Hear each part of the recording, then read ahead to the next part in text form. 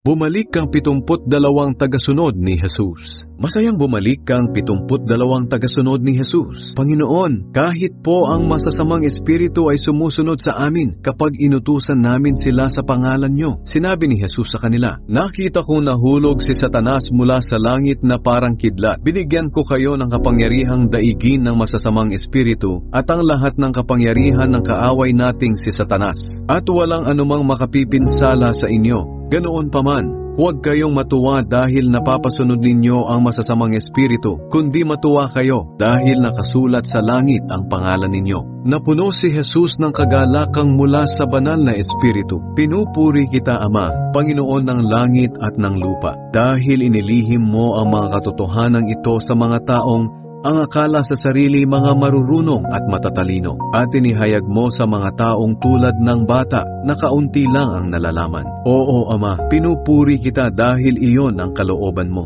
Ibinigay sa akin ng aking Ama ang lahat ng bagay. Walang nakakakilala sa anak kundi ang Ama, at walang nakakakilala sa Ama kundi ang anak, at ang mga taong nais kong makakilala sa Ama. Mapalad kayo dahil nakita mismo ninyo ang mga ginagawa ko. Sinasabi ko sa inyo na maraming propeta at mga hari noon ang naghangad na makakita at makarinig ng nakikita at naririnig ninyo ngayon, pero hindi ito nangyari sa panahon nila.